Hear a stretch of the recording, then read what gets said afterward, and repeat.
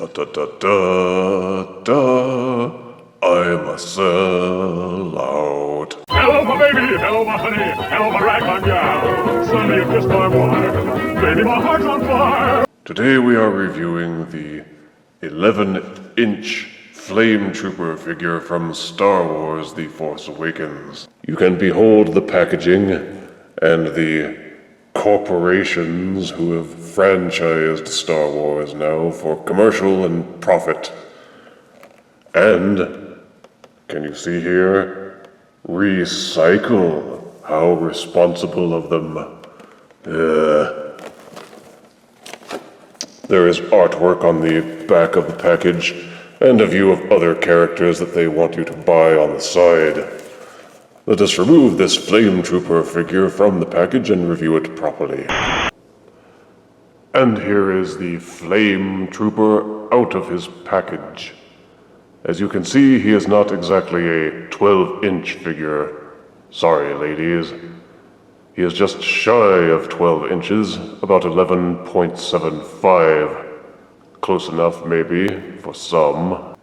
I must admit that I have to hand it to Hasbro in the construction of this figure. Only Hasbro could take something this cool and turn it into something this lame. The paint applications are spotty. They didn't do any highlighting on the helmet, and there are some very clear scuff marks on parts of the armor. The entire figure is made of hard plastic, which is one of the only good things that you can say about it. For articulation, the head will rotate 360 degrees on a very stiff ball socket joint. Look slightly up, look slightly down. For arm articulation, this is pretty much it. It has no elbow. The wrists will rotate 360 degrees, and that's it. There is no waist rotation, and the only movement that you get from the legs is being able to slide them forward a little less than 90 degrees. They won't even really move backwards all that much because of his butt plate. So the only action that you can really get from this action figure is to pretend to make it walk. And if you're that desperate to get this little action out of your action figures, then you have my pity. The figure does come with the Flamethrower pack accessory, which will plug into this very large hole on his back. Simply press it into place and it will hold fairly securely. It also has this flexible hose at the back, which naturally bends this direction, presumably because that's where they want you to hold the gun. The Flamethrower gun is fairly large and impressive, and has a lot of molded and sculpted detail on it. You have to sort of muscle it into either one of these hands, and it will hold firmly in place. But because the arm articulation is so weak, all you can kind of do is raise and lower it, like a robot. I am a robot. Give me input. Woot, woot, fleeble, bloop, blorp. Pathetic. The hose accessory will plug into a small hole at the base of the gun. There is very little playability with this figure. All you can have him do is kind of stand there holding his gun, and that's pretty much all he can do. You can't splay out his arms or his legs or put him into any cool stances. That's just weak. He doesn't even have the ability to use both hands to hold his gun. He can only hold them in one hand. The only way that you can have him use both hands to hold his gun is to remove it from his hands and place it across it.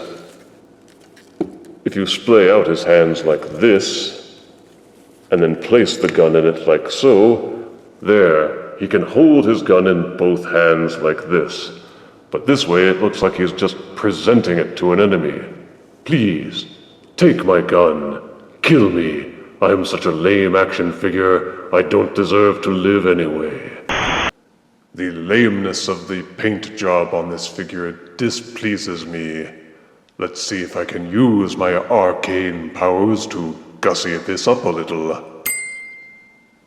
There, much better. You see how easy it is, Hasbro?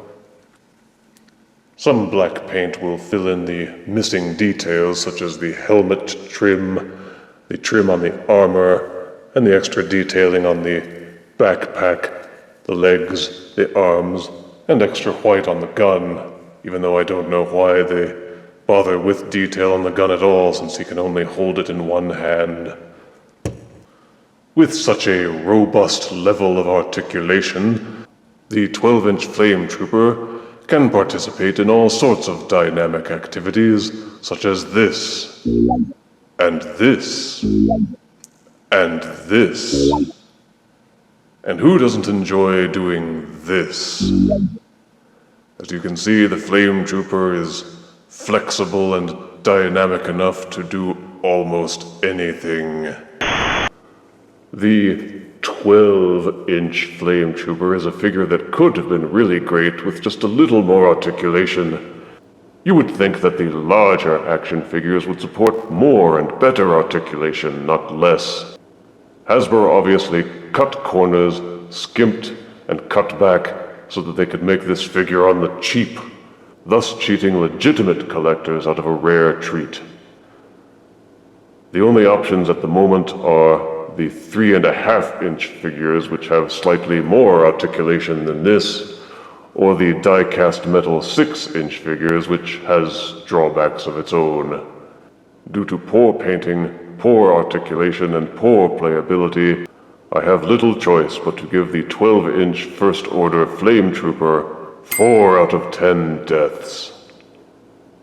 Flametrooper. More like Lame Trooper.